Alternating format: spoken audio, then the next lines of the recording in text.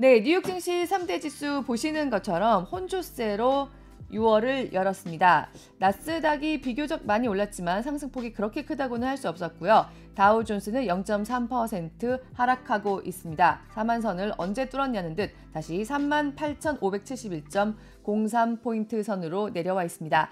나스닥은 16,828.67, S&P 500은 5,283.40포인트로 장을 마쳤습니다.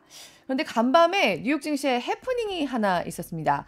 미국 시간으로 장이 열린 지 얼마 안 된 시간이었던 오전 9시 50분에 버크셔 해서웨이 클래스 A의 주가가 전장 대비해서 무려 99.97% 폭락한 185.10달러로 표시된 겁니다. 여기서 우리 버피 동의 좀 황당해하는 표정이라도 한번 보고 가도록 할까요? 이게 사실 늘 저희 쓰는 사진인데 굉장히 화가 난 것 같은 그런 얼굴로 약간 전용할 수 있는 그런 사진 좀 보여드리고 가도록 하겠습니다.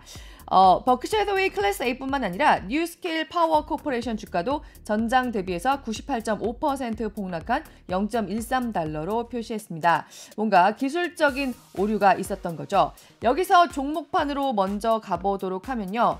일단 이게 장중 한때 나타난 모습이고요. 오류가 복구되면서 버크셔 해서웨이 A의 주가는 0.59% 상승하면서 마감했습니다. 네, 보시는 것처럼 어마어마한 숫자를 자랑하고 있죠. 사실 이게 99.97% 폭락해서 185달러나 된다는 게 버크셔 해서웨이 A의 주가를 다시 한번 그 위험을 인증한 날이라고도 할 수 있겠습니다. 지금 63만 1110달러 넘은 0.59% 오르면서 장을 마쳤습니다. 그리고 저희 늘 문제적 종목은 우측 상단에 보여드리는데요. 그 옆에 대표적인 밈 주식 게임스탑 간밤에도 21% 폭등한 게 보이죠.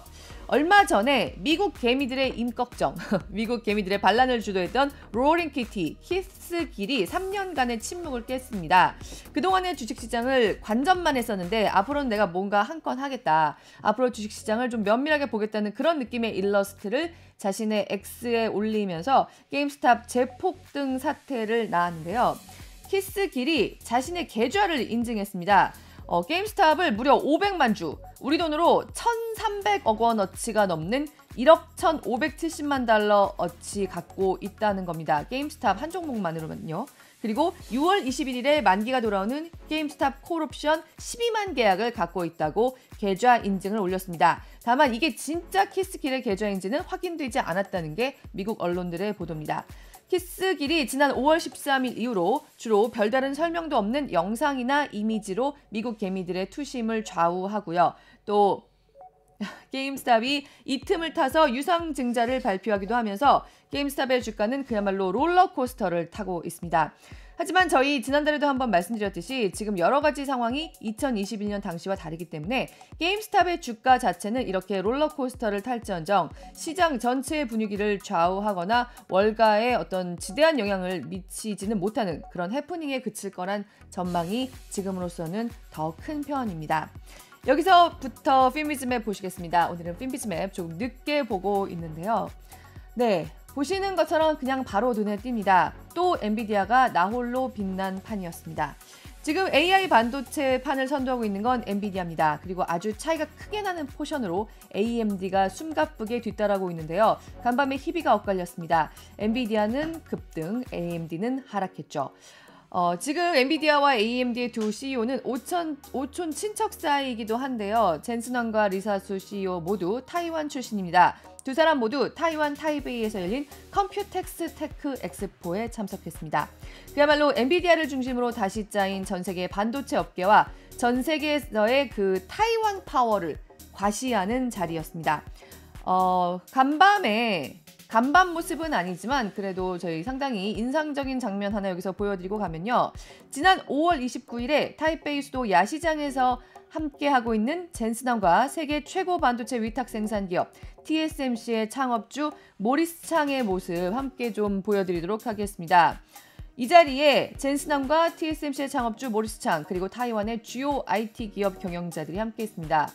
말하자면 약간 허름해 보인다고도 할 수 있는 식당에서 그야말로 다 같이 약간 형제를 자랑하듯이 한자리에 모였는데요. 그야말로 타이완 반도체 패밀리의 위험, 지금 AI 반도체 시장에서 타이완의 위상을 한눈에 보여주는 모습이었습니다.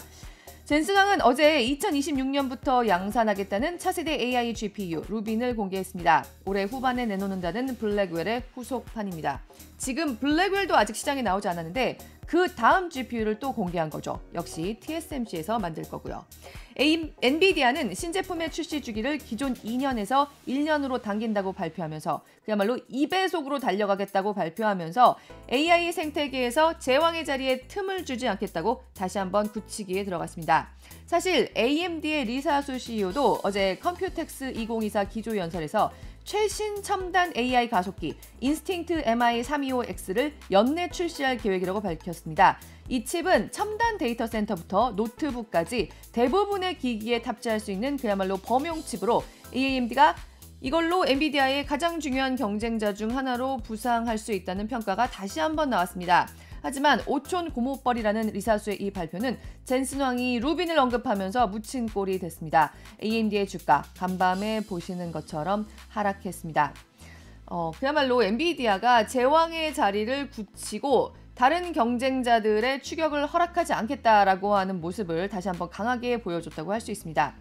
우리나라의 경제 규모는 타이완의 2배지만요. 증시 시가총액은 역전당한 데다가 20년 만에 최대폭으로 벌어진 상태입니다. 지난 20년 동안 우리나라가 타이완 증시를 이 정도 차로 벌렸던 적이 없는데 우리의 절반 경제 규모밖에, GDP가 절반밖에 되지 않는 타이완이 우리를 역전해서 20년 만에 최대폭으로 증시 시가총액을 벌려놓고 있습니다.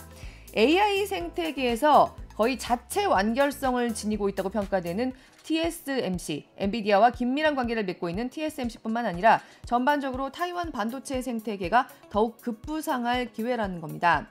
네, 우리나라의 경우도 지금 엔비디아에서 발표한 차세대 GPU, 루빈에 들어가는 6세대 고대역폭 메모리 HBM의 수가 최대 12개까지로 늘어난다는 소식이 전해지면서 일단 메모리 반도체 수혜는 좀 더 입을 수 있다는 분위기이긴 한데요. 전반적으로는 어떻게 될지 잠시 후에 한지영 키움증권 책임연구원과 함께 좀 더 상세하게 알아보도록 하겠습니다.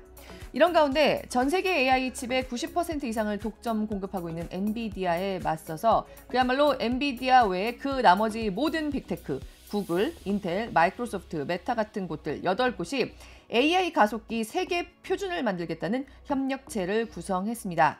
엔비디아의 독주를 더 이상 지켜볼 순 없다. 평소에는 사실 그렇게 사이가 좋지 않은 사이들이지만 이번에는 어쩔 수 없이 서로 손을 잡고 엔비디아는 어떻게 눌러보겠다는 그야말로 왕좌의 게임이 펼쳐지고 있는 모양새입니다. 여기서 금리 가보도록 하겠습니다. 여기서 금리 함께 살펴보면요. 네, 보시는 것처럼 저희 지난주 금요일 아침까지 살펴본 데서 확실히 내려가 있죠. 미 국채 10년물 금리 같은 경우는 지금 4.4% 선도 깨졌습니다. 간밤에도 12bp나 큰 폭으로 하락했고요. 미 국채 2년물 금리도 8.1bp 하락하면서 4.8%대에서 움직이고 있습니다. 여러 가지 이유가 있는데요. 간밤에는 무엇보다 미국에서 나오고 있는 상당히 알쏭달쏭한 경기 지표들이 작용했습니다. 간밤에 ISM의 5월 제조업 구매관리자 지수, 5월 제조업 PMI, 미국 자재부장님들의 시장 전망이 나왔습니다. 그런데 간밤에 앞서서 시장에 아직도 이렇게 경기가 뜨거워? 하는 혼란을 줬던 게 S&P 글로벌에서 내놓은 5월 PMI였는데요. 그건 예상보다 높았기 때문에 시장에 아직도 미국 경제가 너무 빠르게 달려가고 있는 거 아니냐. 이래가지고 금리 인하하겠느냐는 혼란을 줬습니다. 그런데 간밤에 발표된 ISM PMI는 또 월가 예상보다도 더 낮았습니다. 5월에 ISM 제조업 PMI 48.7을 기록했습니다.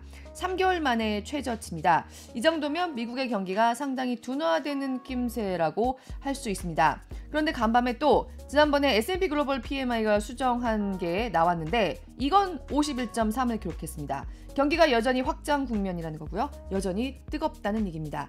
이렇게 서로 상반된 PMI가 동시에 나오면서 지금 제조업 시장의 불확실성을 재확인시켰습니다. 둘을 합친 평균은 전달보다 약간 상승한 50입니다. 딱 경기 확장과 위축의 중간에 있는 숫자가 평균입니다. 이런 상황에 시장에서는 앞으로 기업의 실적들의 부담이 좀 있을 정도로 경기가 하강할지도 모른다. 금리가 뒤늦게 낮아져도 경기가 냉각될 수 있다. 이런 우려가 조금 더 커지는 모습이 나타나면서 금리가 큰 폭으로 하락했고요. 이제 주식시장보다는 채권이다를 점치는 애널리스트들도 등장하기 시작했습니다. 잠시 후에 한지영 키움증권 책임연구원과 함께 과연 지금의 시장 어떻게 살펴보면 좋을지 모닝라이브에서 단면을 잘라서 정리해 보여드리도록 하겠습니다. 마지막으로 국제유가 함께 보시겠습니다. 네, 국제유가 보시는 것처럼 WTI 서부 텍사스산 중진리와 브렌트유 모두 3% 훌쩍 넘겨서 급락하면서 4개월 만에 최저 수준으로 떨어졌습니다.